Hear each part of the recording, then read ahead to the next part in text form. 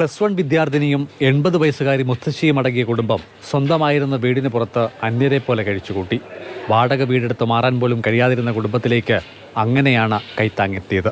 ജപ്തിയെ തുടർന്ന് സ്വന്തം വീട്ടിൽ നിന്നും അന്യമാക്കപ്പെട്ട ഹരികുമാറിന്റെ കുടുംബം 6 ദിവസമാണ് വീടിന് പുറത്ത് താമസിച്ചത്. ഏറ്റവും ഒടുവിൽ സേവാഭാരതിയുടെ ഈ പ്രവർത്തകരുടെ ഇടപെടലിനെ തുടർന്നാണ് താൽക്കാലികമായി അവർ താമസിച്ചിരുന്ന സ്ഥലത്തു നിന്നും ഒരു 8 കിലോമീറ്റർ അകലെ കീഴ്വായ്പൂർ പോലീസ് സ്റ്റേഷൻ സമീപത്ത് അവർക്ക് ഒരു വാടകയ്ക്ക് വീട് തരപ്പെടുത്തി കൊടുത്തത്. മാതൃഭൂമിയുടെ വാർത്ത വന്നതിനെ തുടർന്ന് സേവാഭാരതിയുടെ ആനിക്കാട് പഞ്ചായത്ത് കമ്മിറ്റി വളരെ പെട്ടെന്നിരുന്ന് എടുത്ത തീരുമാനത്തിൻ്റെ അടിസ്ഥാനത്തിലാണ് ഈ കുടുംബത്തിനെ നമ്മുടെ സ്വന്തം കുടുംബമാണ്, അതിനെ ചേർത്ത് പിടിക്കേണ്ടത് നമ്മുടെ ആവശ്യമാണ് എന്ന് മനസ്സിലാക്കിക്കൊണ്ട് സമൂഹത്തിൽ ഇത്തരത്തിലുള്ള സാഹചര്യങ്ങളിലേക്ക് ഇനി ആരും പോകാതിരിക്കണം.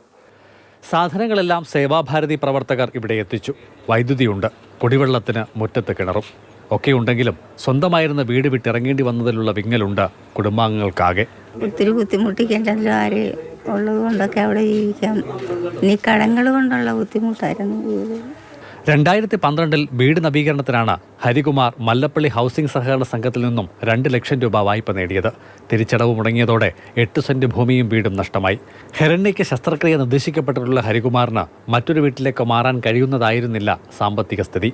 ഞങ്ങൾ കഴിഞ്ഞ 6 ദിവസങ്ങളായിട്ട് വീടിൻ്റെ മുറ്റത്താണ് ഞങ്ങൾ കിടന്നിരുന്നതും ഭക്ഷണം ഉണ്ടാക്കിയതും ഒക്കെ. അതും പ്രായപൂർത്തിയായ കുഞ്ഞുങ്ങളും ഈ 80 വയസ്സായ അമ്മയും കൊണ്ടാണ് ഞങ്ങൾ ഇത്രയും കഷ്ടപ്പെട്ടത്.